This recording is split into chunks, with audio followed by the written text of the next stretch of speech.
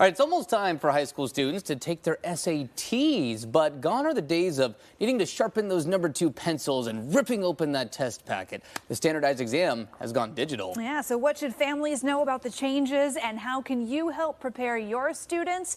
Dr. Sean Patel is the founder of Prep Expert. He joins us this morning with some advice. Good morning. Good morning. Happy to be here to help parents and students. Yeah, glad you're here. These are big changes for anyone who's got a high schooler at home. So let's talk about some of the biggest changes with this new SAT format. So officially the SAT is going digital for the first time in almost 100 years. We're going from paper to pixels. 2 million students take the SAT every year. The first one's going to be coming up here in about a week or so on March 9th. And students and parents really need to know about all the different changes, whether it's updated questions, content, and the new adaptive testing structure. So it's not like it's just going from paper to a computer screen. There's a lot of changes coming. Yeah, so dive into some of those changes. I remember, it's funny, we were talking about this yesterday off camera. I remember I needed to write my name in cursive as part of my SAT. That's obviously, I'm sure, not going to be a part of it in the digital world. What are the big changes that you're focusing on here?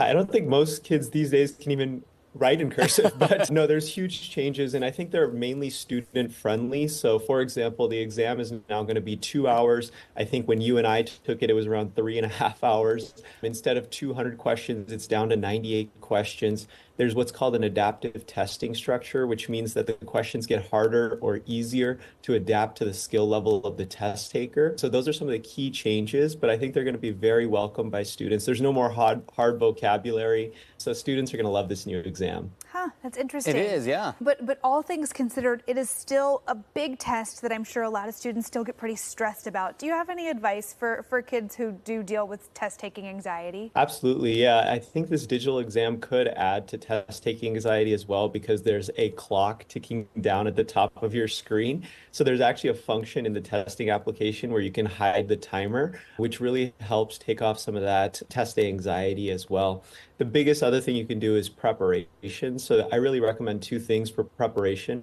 One is getting the practice questions. So you have to download the College Board's official testing application, which is called Blue Book, and it will get you used to the testing structure of the exam. And then 2, of course, you have to learn great strategies to ace this exam.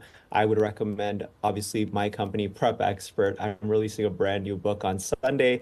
People can come to that book launch event for free online at prepexpert.com. I'm going to be teaching parents on how to ace the new digital SAT and earn 6 figures in scholarships. Oh, some good stuff, and really important to talk about, obviously. Some pretty big changes to the SAT. Dr. Sean Patel, appreciate your time here this morning to join us and to talk about these changes to the SAT. Thanks for having me. Of course. And if you're looking for some standardized test prep, again, you can find more resources at prepexpert.com. Definitely a different version of the SAT than it's been in years past.